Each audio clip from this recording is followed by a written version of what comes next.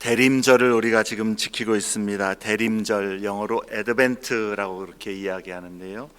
라틴어에서 아드반투스라는 단어에서 나온 말로 오다, 다가옴, 어떤 그런 의미를 가진 단어입니다. 대림절, 기다릴 대자, 임할 임자, 그래서 그리스도의 오심을 기다리는 절기를 대림절이다라고 이야기합니다. 대림절을 강림절이라고도 하고 대강절이라고도 하는데 어쨌든 똑같은 의미입니다. 대림절은 교회력으로는 새로운 한 해를 시작하는 그러한 절기입니다. 달력으로는 우리가 1월 1일이 새로운 한 해의 시작이지만 교회력은 그리스도인의 그 1년의 교회력의 시작은 대림절부터 새로운 한 해를 시작하는 것입니다. 대림절은 성탄절, 그러니까 예수님의 오심을 기념하는 그 성탄절 이전의 네 번째 주일부터 시작이 됩니다. 올해는 지난 주일부터 대림절이 시작되었고 오늘이 두 번째 대림절 날입니다. 대림절에 성도들은 그리스도의 오심을 상기하면서 하나님 백성의 삶을 돌아보고 다짐하는 시간인데 우리는 세 가지 관점에서 그리스도의 오심을 묵상할 수 있습니다. 첫째는 성도는 이미 오신 메시아 구세주를 기념하며 그 의미와 은혜를 고백하고 감사하며 기뻐하는 것입니다. 이미 오신 메시아를 우리는 기뻐하고 감사하는 것이죠. 메시아라고도 했다가 그리스도라고도 했다가 우리 잘 모르시는 분들도 있을 것 같습니다. 메시아, 그리스도는 동일한 의미를 가진 다른 말입니다. 다른 언어예요. 둘 다 기름 부음을 받은 자라는 그런 의미를 갖는데 메시아는 히브리어로 의미하는 것이고 그리스도는 헬라어로 기름 부음을 받은 자라는 의미입니다. 그래서 메시아, 그리스도 동일한 의미입니다. 오신 메시아를 기다리는 것, 그리고 그가 오심으로 또 그의 삶과 사역으로 이루신 하나님의 구원과 사랑, 약속을 깨달으면서 우리는 주님의 성탄을 기뻐하는 것, 그게 대림절에 우리가 주님의 오심을 묵상하는 첫 번째 관점입니다. 두 번째는 성도는 다시 오실 메시아, 구세주를 기다리며 준비하는 삶을 새롭게 다짐으로 대림절 기간 동안에 주님의 오심을 묵상할 수 있습니다. 새해가 되면 우리는 새로운 각오를 다지는 것처럼 그리스도께서 장차 오실 것을 우리는 기대하면서 그 주님의 오심을 준비하는, 그 오심을 맞을 준비를 하는 그러한 모습으로 그 약속과 소망 가운데 주님 오신다라는 그 약속과 소망을 붙들고 이 땅에서 종말론적인 삶을 어떻게 살아가야 할까, 그것을 새기는 시간이 대림절의 기간이 될 수 있습니다. 종말론적인 삶을 살아간다. 또 신학적으로 좀 어려운 말이 나왔죠. 좀 구별을 할 필요가 있습니다. 종말은 뭡니까? 마지막 때, 마지막 날, 그것이 종말이죠. 종말론이라고 하는 것은 마지막 때, 마지막 날에 일어날 일들에 관한 신학적인 설명들, 이론들, 이런 것을 종말론이라고 이야기합니다. 종말에 관한 이론이라는 것이죠.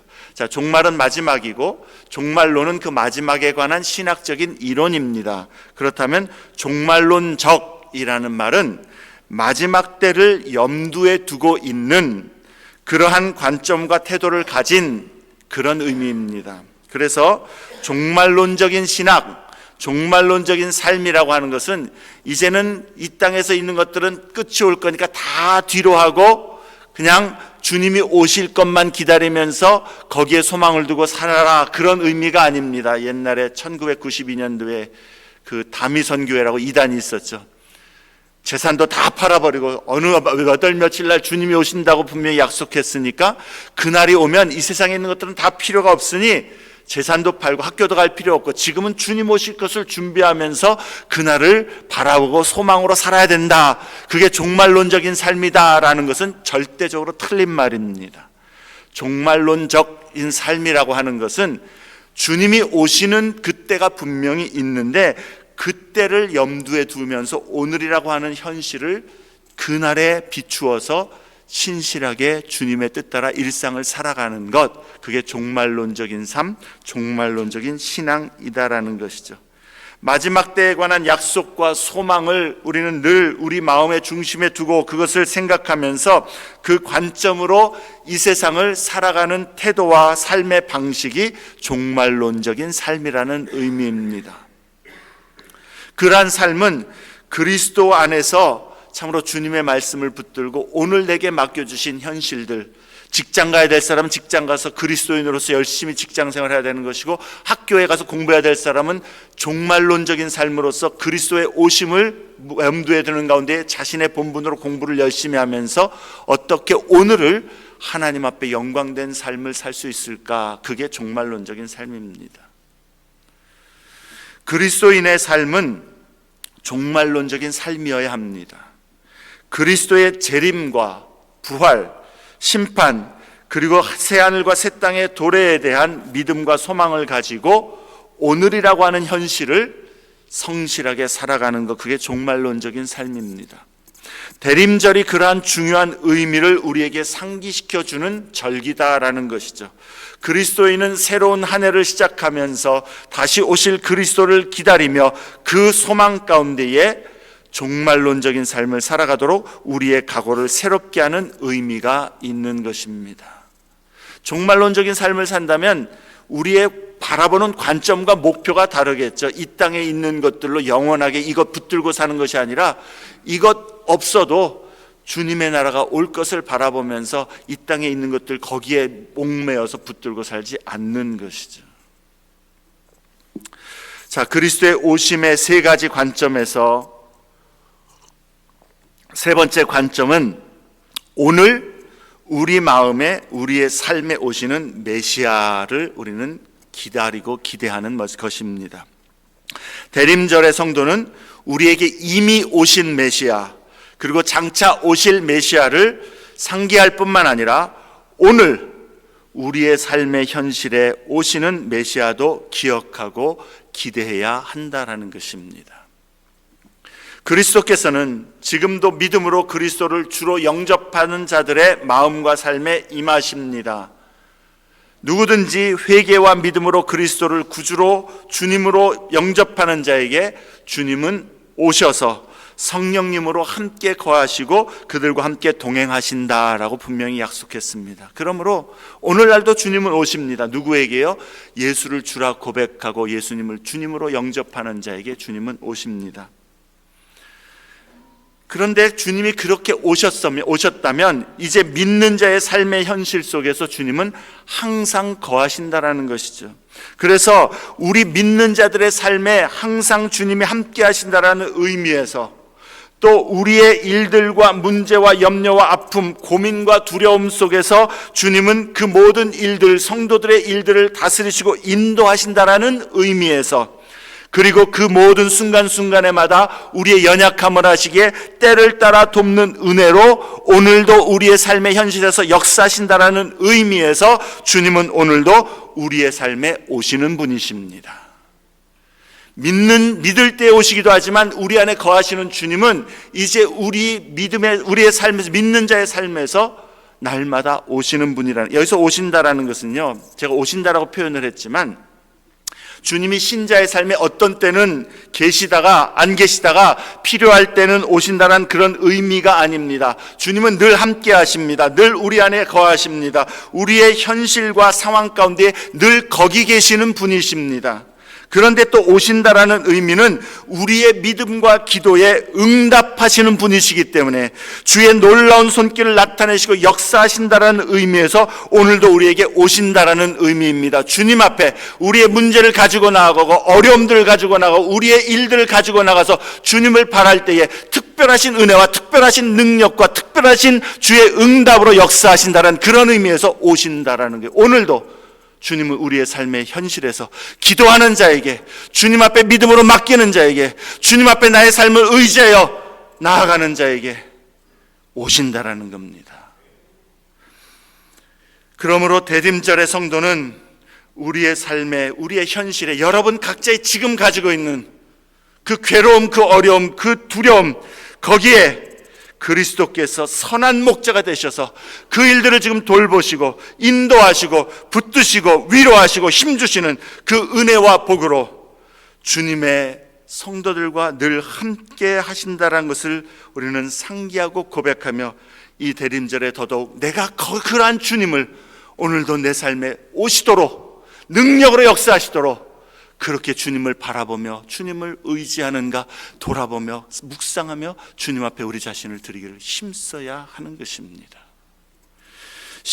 오늘 본문의 시므온의 이야기는 우리에게 이러한 메시아의 오심과 그 의미에 대하여 그리고 주의 오심을 기다리는 성도의 삶에 대하여 잘 가르쳐주고 있습니다. 오늘 이야기의 배경을 먼저 잠깐 설명을 하면요, 이 배경은 예루살렘 성전에서 일어난 일입니다. 레위기 12장에 기록된 모세의 율법을 따라서 요셉과 마리아는 아기 예수를 출생하고 난 다음에 정결 예식을 행하기 위하여서 아기 예수를 안고 성전에 올라간 것입니다. 남자 아기를 낳으면 그 아기는 난지 8일 만에 할례를 행하여야 했고 그 후에 33일이 지나면 출산한 여인은 희생제물을 드려서 정결 예식을 치러야 했습니다. 요셉과 마리아도 율법을 따라서 정결 예식을 행하려고 출생한 지 40일이 지난 아기 예수를 안고 예루살렘 성전에 들어왔는데 그때 시므온을 만난 겁니다. 이 사건에 대한 기록과 시므온의 찬송 그리고 마리아에게 준 이 예언의 말씀으로부터 세 가지 요지와 핵심 단어를 오늘 함께 나누고자 합니다. 그리스도의 오심을 기다리는 성도의 삶은 어떤 것이어야 하는가? 그리고 이 부분에 대한 핵심 단어 그것은 무엇인가? 그것은 의로움과 경건함이라는 게 첫 번째 우리가 기억할 것은 그리스도의 오심을 기다리는 성도의 삶은 어떠해야 하는가? 그 핵심 단어는 의로움과 경건함이라는 것이죠. 두 번째로 우리가 나눌 요지는 우리는 그리스도의 오심을 기대하는가라는 것이고요. 그 질문에 대한 핵심 단어는 위로입니다. 세 번째, 우리는 그리스도의 오심에 준비됐는가 하는 질문이고요. 거기에 대한 대답의 핵심 단어는 마음의 생각입니다. 그리스도의 오심을 기다리는 성도의 삶은 어떠해야 되는가? 대답은 의로움과 경건함. 그리스도의 오심을 기대하는가? 거기에 대한 핵심은 위로. 그리스도의 오심에 준비됐는가? 거기에 대한 핵심 단어는 마음의 생각입니다. 첫 번째, 그리스도의 오심을 기다리는 성도의 삶은 어떠해야 하는가? 의로움과 경건함이다 그랬습니다. 우리는 시므온이라는 사람에 대해서 거의 아는 바가 없습니다. 오늘 본문에서 그에 대하여 기록한 내용이 우리가 아는 전부입니다. 그러나 이 짧은 기록에 비해서 시므온에 대한 인상은 상당히 강렬합니다. 본문은 시므온에 대해서 세 가지를 알려줍니다. 그는 의롭고 경건한 사람이었다. 그 다음에 그는 이스라엘의 위로를 기다리는 자였다라고 말씀합니다. 그리고 세 번째 26절에 그는 성령으로부터 지시를 받기를 그가 주의 그리스도를 보기 전에는 죽지 아니하리라라는 말씀을 받았다라는 것이죠. 이 세 번째 내용으로 보아서 아마도 시므온은 나이가 많은 사람이었을 것이라는 추정은 가능합니다. 시므온이 언제 성령으로부터 이 약속의 말씀을 받았는지는 알 수가 없습니다만 그는 그 이후로 주의 그리스도의 오심과 그를 만나게 될 그날에 초점을 두고 그리스도를 만난 날을 기대하고 기다리면서 살았던 것이죠. 그리고 시므온에 대한 이 모든 설명 중에 가장 특징적인 것은 성령에 대한 언급이 3번이나 나온다라는 사실입니다. 25절에 성령이 그 위에 계시더라.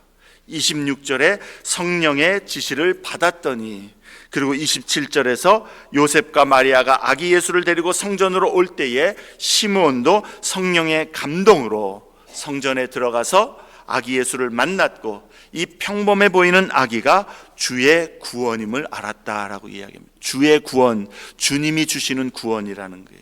주의 그리스도, 주님이 보내신 그리스도라는 거예요. 오늘 보니까 주의 그리스도, 주의 구원, 그런 이야기가 자꾸 나오죠. 시므온은 한마디로 성령 충만한 사람이었고 성령과 동행하는 사람이었으며 성령의 인도하심의 말씀에 민감하였고 거기에 순종하는 사람이었다라는 것입니다. 시몬은 하나님께서 약속하신 그 메시아를 기다리면서, 그래서 이스라엘의 구원을 기대하면서 하나님 앞에 의롭고 경건한 삶을 힘썼다라는 것입니다. 그 약속 붙들고. 그리고 의롭고 경건한 삶은 오늘 본문으로 보아 알 수 있듯이 다름 아닌 성령의 인도하심에 민감하고 성령의 말씀하심과 감동하심에 순종하는 자에게 나타나는 표지다라는 겁니다. 다시 말해서 성령 충만한 사람에게는 의롭고 경건한 삶의 모습이 그 증거로 나타난다라는 것이죠. 그러므로 그리스도의 오심을 기다리는 성도의 삶은 어떠해야 하는가? 성령의 충만함 가운데에 의롭고 경건한 삶을 이루어가기를 힘써야 하는 것입니다. 시몬이 의롭고 경건하다라는 것은 그의 행실은 다른 사람들에 대해서 의로웠다라는 것이고, 다른 사람들에 대하여서 다른 사람들을 대하는 모습에서 의로웠다라는 것이고요, 하나님에 대해서는 경건하여서 하나님을 경외함으로 그 삶을 하나님 앞에 온전히 헌신하는 그 경건으로 인하여서 하나님의 인정을 받았다라는 겁니다. 그렇다면 성령이 함께 하심에 의지하여 의롭고 경건한 삶을 살아내는 그 행위는 바로 어떤 모습일까? 시몬이 의롭고 경건하다라고는 얘기했지만 어떤 모습인가는 말씀하지 않는데, 우리가 그럼 성경에서 그 구체적인 예를 발견할 수가 있어야 되는데, 그러한 성령에 의해서 성령 충만하여서 의롭고 경건한 삶을 사는 그 행위의 모범을 우리는 예수님에게서 배울 수 있다라는 겁니다. 누가복음 4장 16절부터 18절 말씀을 한번 같이 보겠습니다. 한 3페이지 정도 뒤로 가시면요, 누가복음 4장 16절부터 18절입니다. 예수께서 그 자라나신 곳 나사렛에 이르사 안식일에 늘 하시던 대로 회당에 들어가사 성경을 읽으려고 서심해 선지자 이사야의 글을 들이거늘 책을 펴서 이렇게 기록된 데를 찾으시니, 곧 우리 18절 함께 읽습니다. 주의 성령이 내게 임하셨으니 이는 가난한 자에게 복음을 전하게 하시려고 내게 기름을 부으시고 나를 보내사 포로된 자에게 자유를, 눈먼 자에게 다시 보게 함을 전파하며 눌린 자를 자유롭게 하고 주의 은혜의 해를 전파하게 하려 하심이라 하였더라. 예수님이 고향인 동네 나사렛의 회당에서 어느 한 안식일에 예전처럼 동일하게 사람들 앞에 말씀을 펼쳐서 읽으시는데, 그때의 이사야서 61장 1절 이하의 말씀을 찾아 읽으신 것입니다. 이사야 61장 1절과 2절의 이 말씀, 그 이하의 말씀은 하나님께서 이스라엘을 구원하고 영광스러운 회복을 이루시겠다 약속하시면서 그 구원과 회복을 위하여서 주의 종, 곧 메시아, 주의 그리스도를 보내실 것인데, 그를 보내실 때에는 메시아가 행하실 사역이 이러이러한 것이다 라고 예언한 말씀입니다. 예수님은 이 말씀을 찾아 읽으시고는 누가복음 4장 21절에 사람들에게 이렇게 말씀합니다. 이 글이 오늘 너희 귀에 응하였다. 예수님이 무엇을 말씀하시는 거 아니? 예수님 자신이 지금 이사야가 예언한, 구약에 예언한 그 메시아, 그가 바로 나다라고 그렇게 선언하신 겁니다. 거기 있던 사람들은 그 말의 의미를 깨달았습니다. 예수님 자신이 구약에 예언한 바로 그 메시아이고 그 구세주다라고 선언하신 것이고, 예수님은 그래서 실제로 주의 성령의 인도하심을 따라 그의 삶에서 이러한 사역들을 이루신 것입니다. 우리가 복음서에서 발견하는 것이 예수님의 이러한 사역들을 이루신 모습 아닙니까? 가난한 자에게 복음을 전하셨고, 여기 가난한 것은 뭐 물질적으로만 가난한 것뿐만 아니라 사회적으로도 심령으로도 영적으로도 가난한 자에게 소망 없는 자에게 복음을 전하셨고, 포로된 자에게 자유를, 눈먼 자에게 다시 보게 함을 전파하셨고, 눌린 자를 자유롭게 하며, 또한 주의 은혜의 해, 이 은혜의 해는 곧 회복과 자유와 해방의 날을 의미하죠. 곧 진정한 희년이 성취되었다라는 것을 전하셨다라는 겁니다.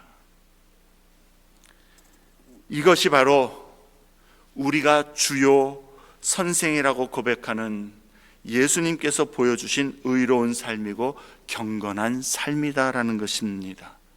그리스도인이란 그리스도를 따라 본받아가는 사람들입니다. 그리스도께서 이렇게 행하셨다면 우리의 행할 바가 이것이다라는 것이죠. 이게 바로 그리스도께서 이루신 의로움이고 경건함이면 우리도 그러한 의로움과 경건함을 힘써야 한다는 것이죠.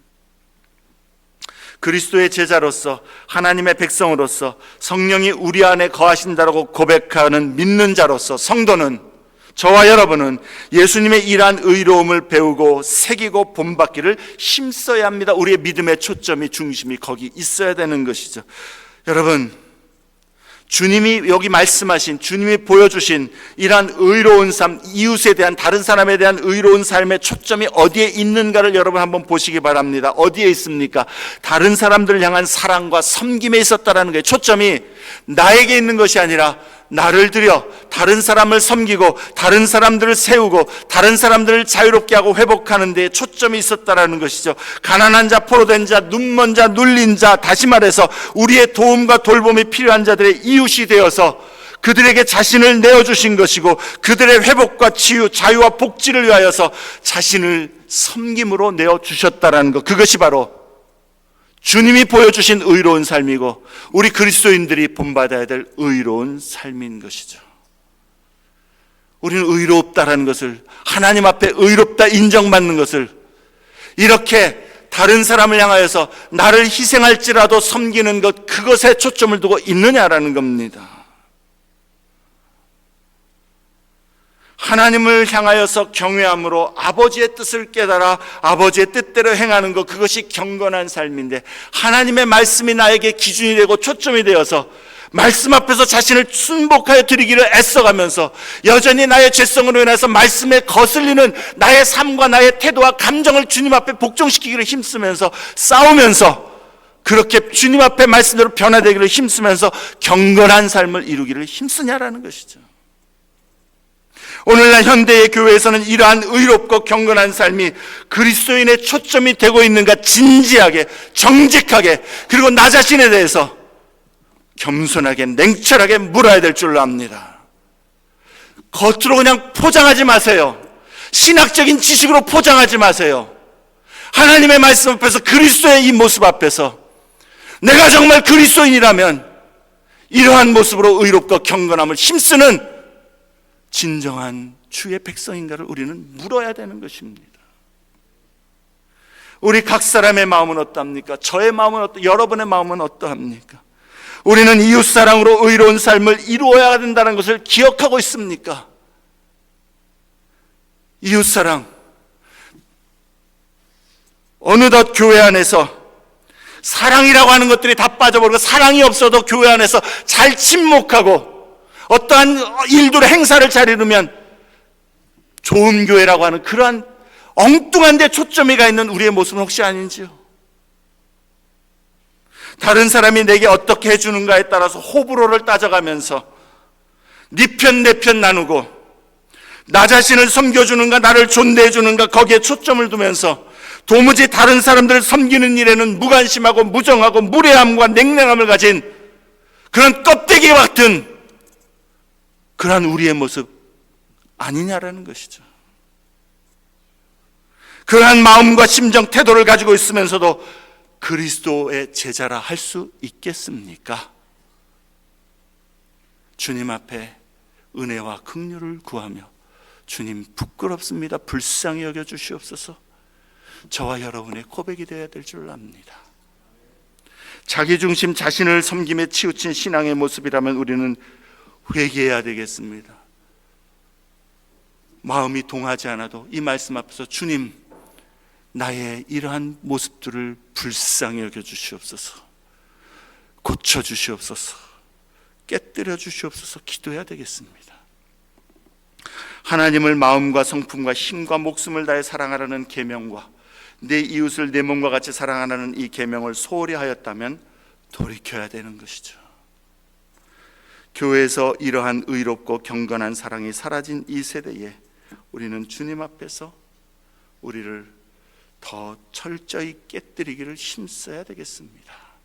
깨뜨려야 합니다. 깨지지 않고서는 새롭게 되는 법이 없습니다. 결별과 결합의 결단, 지난 금요일에 우리가 느헤미야 10장 말씀을 보면서 묵상했던 말씀인데요, 믿음은요, 주님의 말씀에 비추어 내가 부족하고 하나님 뜻에 어긋난 부분이 있다면 내 마음이 감정이 어떠하든 호불호가 어떠하든 주님의 말씀에 따라 벗어버려야 될 것, 끊어버려야 될 것으로 결별을 선언하는 것이요, 주님의 말씀이 가르치는 대로 그 말씀에 나를 결합하여서 살아가기로 결단함이 있을 때에 부흥이 일어나고 주의 은혜가 임하는 겁니다. 사랑하는 여러분, 그리스도의 재림에 소망을 두고 있습니까? 그리스도께서 우리에게 명하신 그러한 삶, 주님이 모범을 보여주신 의롭고 경건한 삶을 힘써야 되겠습니다. 우리는 그리스도의 오심을 기다리면서 성령의 인도하심에 자신을 철저히 맡기고 순종하여서 의롭고 경건한 자로 하나님 앞에 인정받기를 힘써야 되겠습니다. 두 번째로, 그리스도의 오심을 기대하는가? 핵심 단어는 위로입니다. 시몬은 이스라엘의 위로를 기다리는 자였다라고 말씀합니다. 이스라엘의 위로는 곧 메시아의 오심으로 이스라엘의 구원과 회복을 이루시는 그날을 의미합니다. 하나님은 이사야 40장 1절에 위로하라 위로하라 내 백성을 위로하라 그렇게 선언하십니다. 이는 하나님께서 포로로 잡혀가 유배된 이스라엘에게 오셔서 그의 백성을 위로하시겠다라는 약속의 말씀입니다. 하나님께서 그의 백성을 돌보시고 그들을 완전히 버리지 않으실 것이기 때문에 그들의 실패와 패배, 그들의 절망과 어둠 가운데에서도 주의 은혜로 주의 위로를 가져다 주시겠다라는 은혜의 약속입니다. 시므온은 하나님께서 오셔서 당신의 백성을 위로해 주시겠다라는 그 약속의 성취를 기다려왔던 것입니다. 그 위로해 주시겠다라는 그 말씀이 지금의 삶의 위로가 된다라는 거예요. 내 삶에 지금 무엇이 다 이루어지지 않아서 이루어질 때 위로가 되는 것이 아니라 주님의 약속이 있기 때문에 주님이 그 약속이 이루어지는 때 진정한 위로를 주시고 구원을 주실 것이기 때문에 그게 내게 위로가 되고 힘이 된다라는 것이죠. 시므온과 구약의 하나님의 백성들이 그리스도의 초림을 기다리면서 그의 오심이 구원이고 위로임을 기대했던 것처럼 신약시대 우리도 하나님 백성으로서 그리스도의 재림을 기다리며 그가 오심으로 온전한 구원과 위로를 우리에게 가져다 주실 것을 기대하면서 그것을 우리는 위로와 소망으로 삼아야 하는 것입니다. 그래서 신약의 마지막 말씀은 뭐라고 이야기합니까? 아멘, 주 예수여 오시옵소서. 마라나타. 아멘, 주 예수여 오시옵소서. 그렇게 끝맺는 거 아닙니까?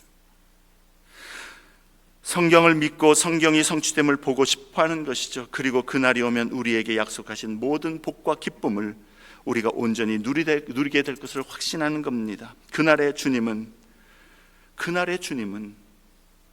주님이 오시기를 기다리면서 끝까지 인내하며 신실한 삶으로 주님 앞에 믿음으로 살았던 그러한 종들, 세상의 도전과 위협과 여러 가지 시험과 고난 속에서도 죄와 싸우고 세속과 싸우고 마귀와 싸우면서 어찌하든지 말씀 붙들고 주님 앞에 헌신된 삶을 살려고 했던 그런 모든 성도들의 그 모든 수고와 희생과 손해를 다 아시고 그때의 진정한 위로를 주실 것을 우리는 기대하면서 그 주님을 기다려야 되는 것이죠. 그때의 주께서 우리가 주를 사랑함으로 행한 모든 고생과 상처, 고난과는 비할 데 없는 영광과 칭찬으로 갚아주실 것이고 그때에 지금 우리가 흘린 모든 눈물과 주를 위하여서 행하였던 모든 인내, 주님의 말씀에 순종하기 위하여서 그렇게 가졌던 모든 그 어려움들을 주께서 위로해 주시고 갚아 주실 것을 알기 때문에 그렇게 주의 오심에 소망을 두는 성도는 오늘 주님 앞에서 자신의 삶을 온전히 드려 더더욱 주의 제자로서 주의 말씀과 뜻에 따라 순종하고 헌신하며 충성으로 살기를 힘쓰는 것입니다. 이게 그리스도의 오심을 기대하며 그 위로를 기다리는 성도의 모습인 것이죠. 오늘 내가 기쁨을 맛보지 못할지라도, 우리 금요 예배 때도 이야기했던, 오늘 내가 기쁨의 노래를 부르지 않아도 그날의 부를 영광의 기쁨의 노래를 알기 때문에 그 노래를 끌어당겨 믿음으로 부르면서 어둠 가운데서도 하늘의 영광 내 마음에 가득하여서 그 빛 가운데 걸어갑니다라는 고백으로 담대하게 세상을 이기고 나가요. 그게 성도의 모습, 그거 우리가 회복해야 될 믿음입니다. 대림절에 나는 그러한 믿음의 고백으로 그러한 자세로 주님 앞에서 살아가고 있는가? 우리는 우리 자신을 주님 앞에서 세우기를 힘써야 되는 것이죠. 그리고 그날이 오기까지 주님은 또한 우리의 삶의 현실과 일들 속에 오심을 믿고 의지해야 하는 것입니다. 주님의 구원, 주님의 위로는 단지 마지막 날 주님의 강림의 때에만 주어지는 것이 아니다라는 것이죠. 주님은 오늘 주의 성도의 삶의 문제의 기도의 제목에도 신실하게 오십니다. 믿습니까? 아멘.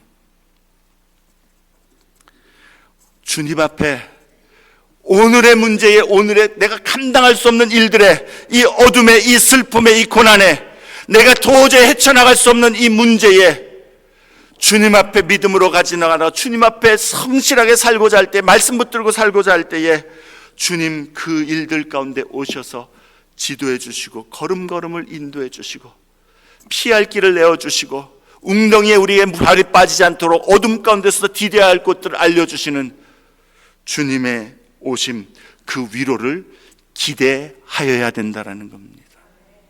그 약속을 믿어야 되는 것이죠. 사랑하는 여러분, 근데 오늘날 너무나 많은 그리스도인들이 이 기대를 다 저버린 것 같습니다. 내 손에 지금 당장 잡히지 않는 거면 그 주의 위로가 아니라고 생각하는 거죠. 내 눈에 지금 해결이 보이지 않으면 내가 무언가 해야 된다라고 보는, 주님은 도와주시지 않는구나, 위로해 주시지 않는구나. 그런데 믿음의 사람은요, 지금도 문제가 있을 때마다 먼저 주님 앞에 믿음으로 가지고 나아가는 것이죠. 어려움이 있을 때에, 절망이 있을 때에, 막다른 골목에 닥쳤을 때에 그냥 기도해 주세요가 아니라 주님 앞에 붙들고 나와 엎드려 기도하는 것이죠.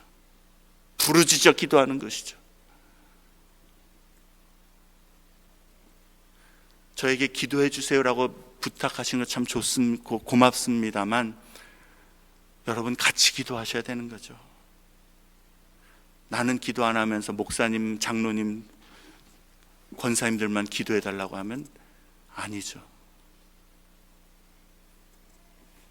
우리 말씀 두 구절 한번 찾아보겠습니다. 빌립보서 4장 6절. 우리가 너무 잘 아는 말씀입니다만 주님의 말씀을 우리가 함께 읽는 것만으로도 성령이 우리 가운데에 이 마음 말씀을 새겨 주실 줄로 믿습니다. 빌립보서 4장 6절, 신약 제가 가진 성경의 322쪽입니다. 빌립보서 4장 6절, 우리 같은 목소리를 함께 읽습니다. 시작. 아무것도 염려하지 말고 다만 모든 일에 기도와 간구로 너희 구할 것을 감사함으로 하나님께 아뢰라. 7절도 그리하면 모든 지각에 뛰어난 하나님의 평강이 그리스도 예수 안에서 너희 마음과 생각을 지키시리라. 여러분, 기도합니까? 아니면 뒤로 물러갑니까? 어려움에 부닥치면 기도합니까? 아니면 포기합니까? 기도해야죠. 그래, 그 말이 맞습니다. 한 구절 더 볼까요? 히브리서 4장, 뭐 많이 있습니다만 히브리서 4장 15절 16절입니다. 신약성경 히브리서 4장 15절 16절, 제가 가진 성경의 355쪽입니다. 4장 15절 16절 함께 읽습니다. 시작. 우리에게 있는 대제사장은 우리의 연약함을 동정하지 못하실 리가 아니요 모든 일에 우리와 똑같이 시험을 받으신 이로되 죄는 없으시니라. 그러므로 우리는 긍휼하심을 받고 때를 따라 돕는 은혜를 얻기 위하여 은혜의 보좌 앞에 담대히 나아갈 것이니라. 아멘. 주님의 위로를 그 일에, 그 기도의 제목에 오심을 기대하십니까? 더디어도 인내 가운데 약속 붙들고 기도하면서 기다리십니까? 아니면 아브라함처럼 주님 기다렸는데 안 하시네요, 내 손으로 해볼게요, 하갈을 맞이하는 그런 모습으로 내가 먼저 나서진 않습니까? 어려움과 문제가 있을 때 믿음으로 주님 앞에 그것을 가지고 나아가십니까? 엎드리십니까? 기도로 주님 앞에 맡길 때에 나에게는 방법도 없고 해결도 없고 불가능해 보이고 아무것도 안 될 것 같아도 주님의 지혜와 능력에 의지하여 주님 앞에 가지고 나아가서 부르짖습니까? 주님 뜻대로 행하여 주옵소서. 부르짖는 자가 그렇게 얘기하는 겁니다. 주님, 나에겐 이제 아무런 계획도 아무런 소망도 할 수 있는 것도 없습니다. 근데 주님, 주님의 위로를 기대합니다. 주님의 구원을 기다립니다. 기대하면서 믿음으로 가지고 나아가야 되는 것이죠. 사랑하는 여러분, 그리스도의 오심을, 장차 미래에 오실 그리스도도 기대하지만 오늘 우리의 삶의 나의 일들에, 나의 문제에 아무도 도와줄 수 없고 누구도 해결할 수 없는 그 일들에까지도 위로로 오시는 그리스도를 기대하고 믿음으로 주님 앞에 가지고 나아갈 수 있기를 바랍니다. 그가 오심으로 위로를 얻게 하실 것입니다. 이것은 마지막 때를 향한 소망이기도 하지만 오늘 우리의 삶에서 우리의 현재의 일들, 상황, 기도의 제목에 동일하다는 것을 우리는 기억해야 되겠습니다. 주님께 기대를 가지고 믿음으로 가지고 나아가십시오.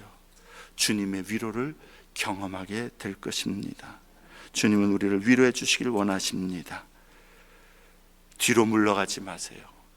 전 여태까지 목회하면서 목사님, 이제 너무 힘들어서 잠깐 내려놓겠습니다, 좀 회복하고 돌아오겠습니다라는 사람 치고 한 번도 돌아온 분들 못 봤습니다.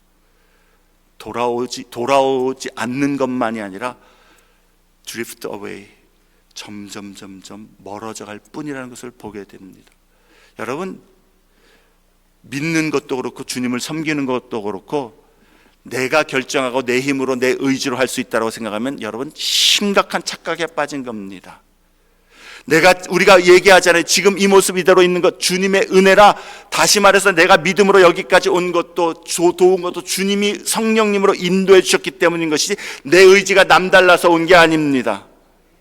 우리가 뒤로 물러가고자 할 때에 여러분, 마귀는 우는 사자와 같이 삼킬 자를 찾고 있으면서 어떻게든지 조그만 틈만 보여도 거기에 들어가서 정말로 무너뜨리려고 하는데, 내 의지와 내 지혜와 내가 결정하면 할 수 있다고 생각해서 뒤로 물러간다면 마귀가 가만 놔둘까요? 내가 뒤로 물러가기를 성경에 뒤로 물러가 침륜에 빠지는 자가 되지 말라 성경에 말씀하는데, 성령께서 이야기하시는 것에 대해서는 주님, 내 지혜로서는 지금은 쉬어야 됩니다. 지금은 하지 말아야 됩니다. 지금은 잠시 놓아야 됩니다. 그렇게 성령의 지혜와 인도하심에 민감하지 않고 따르지 않을 때 마귀가 얼마나 먹이로 삼기 쉬울까요? 사랑하는 여러분, 우리의 모습이 지금 어떠하든지 우리는 믿음으로 전진해 나가야 됩니다. 싸우며 나가야 됩니다. 말씀 붙들고 십자가 붙들고 예수 이름 부르짖으면서 기도로 엎드려서 말씀으로 오늘도 양육받으면서 그리스도 앞에 순전함으로 충성됨으로 헌신함으로 나아가야 합니다. 나아갈 때에 주님 이기게 하시고 능력 주시고 영광 맛보게 하실 줄로 믿습니다. 마지막으로 그리스도의 오심에 준비됐는가? 핵심 단어는 마음의 생각입니다.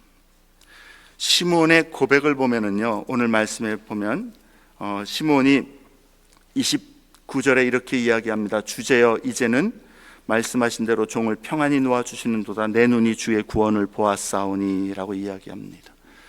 죽을 준비 이제 됐다라는 거예요. 이제 하나님 앞에 가도 좋다라는 겁니다. 왜 그래요? 주님의 구원을 보았습니다. 주님의 구원을 보았기 때문에 그 구원, 나의 구원이신 예수님이 나와 함께 있기 때문에 나는 이제 주님 앞에 갈 준비가 됐다라는 것이죠.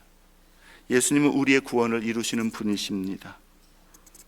그 주님이 우리 안에, 믿음으로 우리가 주 안에 거하고 주님이 우리 안에 거하게 될 때에 우리는 주님 앞에 언제든지 부르시면 갈 준비가 되어 있는 사람입니다. 여러분, 오늘 여기 보면은요, 시몬은 아기 예수를 안고서 이 아기 예수가 주의 구원이다 이야기합니다. 그러니까 예수님은요, 우리의 구원을 이루시는 분이시기도 하지만 우리의 구원이라는 거예요. 예수님이 구원이라는 겁니다. 우리가 믿음으로 예수를 소유하였다면, 믿음으로 예수가 내 안에 계시다면 우리는 구원을 가진 자라는 것이죠. 여러분, 예수님을 소유한 자입니까? 믿음으로 소유한 자입니까?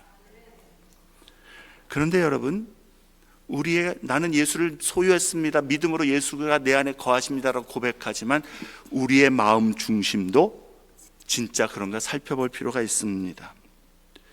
33절 말씀에 보면은요, 34절에 보면 시몬이 부모에게 축복하고 그 어머니 마리아에게 이렇게 말합니다. 보라, 이는 이스라엘 중 많은 사람을 패하거나 흥하게 하며 비방을 받는 표적이 되기 위하여 세움을 받았고 또 칼이 네 마음을 찌르듯 하리니 이는 여러 사람의 마음의 생각을 드러내려 함이니라 하더라.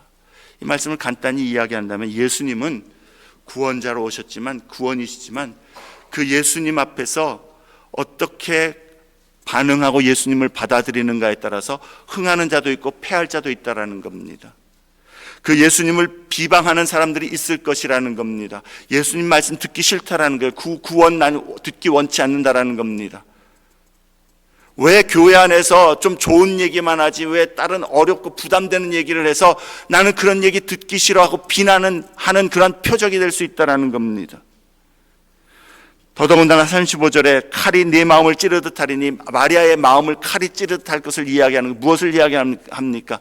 예수님의 고난, 특별히 십자가에서 예수님이 십자가에 박혀 돌아가실 때에 그 어머니로서, 육신의 어머니로서 마리아의 마음이 찢어지고 칼로 찌르듯 하는 그런 고통을 이야기하는 것이죠. 마리아의 이 고통도 이야기하는 것이지만 여기서는 예수 그리스도의 고난받는 모습을 우리에게 보여주시는 것이죠. 그 고난으로 우리를 구원해 주신다라는 겁니다. 자, 그러면 이 우리를 구원하시기 위하여서 우리에게 오셨고 우리를 위하여 십자가에서 죽으신 예수 그리스도께 여러분은 어떠한 태도를 취하고 있습니까? 여러분은 어떠한 헌신을 드리고 있습니까? 여러분 그 예수를 어떻게 생각하고 있습니까? 그게 여러분의 마음의 생각을 드러낸다라는 거예요. 예수님에 대한 여러분의 태도가 여러분의 밖으로 드러나는 예수님의 말씀에 대한 여러분의 반응이 여러분의 마음에 예수가 있는가 아니면 다른 것이 있는가를 드러내 보여준다라는 것이죠. 예수님의 사역과 예수님께서 우리에게 맡겨주신 그러한 사역과 소명에 대해서 정말로 교회 안에서 맡긴 일들은 정말 아무나 할 수 있는 일이고 놨다 들었다 할 수 있는 일로 생각하는지 정말로 주님이 맡겨주신 일로 생각하면서 그 일에 충성하려고 하는지 여러분 마음에 예수가 어디에 있는가를 드러내 보여주는 표지라는 겁니다. 예수님께 향한 여러분의 그 자세, 어떻게 주님과 교제하고 어떻게 주님을 예배하고 어떻게 주님의 말씀에 순종하고 어떻게 주님을 섬기며 여러분의 삶에서 예수님이 차지하는 그 공간, 시간, 그 우선권, 그 자세, 그게 바로 여러분 마음이 어디에 있는가, 여러분의 생각과 마음을 드러내 보여주는 표지라는 겁니다. 정직할 필요가 있는 것이죠. 예수님에 대해서, 그 구원의 은혜에 대해서 사소하게 여기고 정말 하나님을 향한 섬김과 사랑과 주님 앞에 맡은 바 사명과 소명에 대해서 목숨처럼 여기지 않는다면 여러분 예수님을 목숨처럼 여기지 않는 겁니다. 그 생각을 드러내 보여준다라는 것이죠.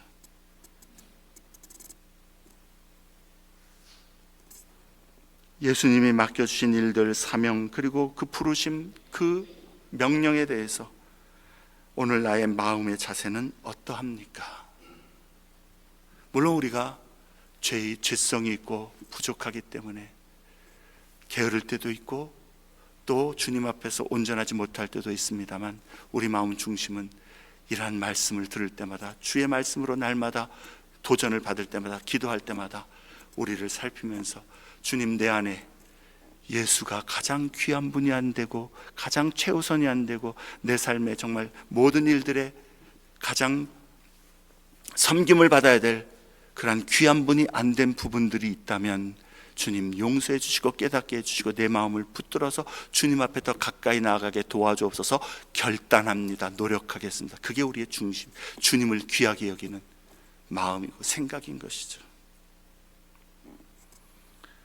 주님을 믿는데 어렵습니까? 힘듭니까? 괴롭습니까? 시간을 들여야 됩니까? 희생해야 됩니까?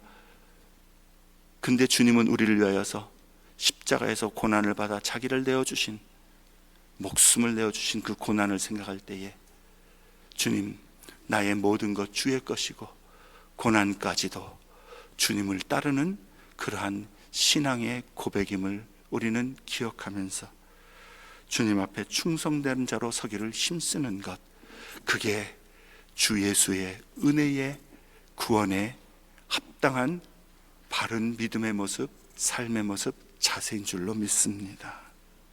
대림절을 지나면서 주님 앞에서 우리의 이러한 마음과 삶을 온전히 세우기를 힘쓰는 저와 여러분이 되시기를 바랍니다.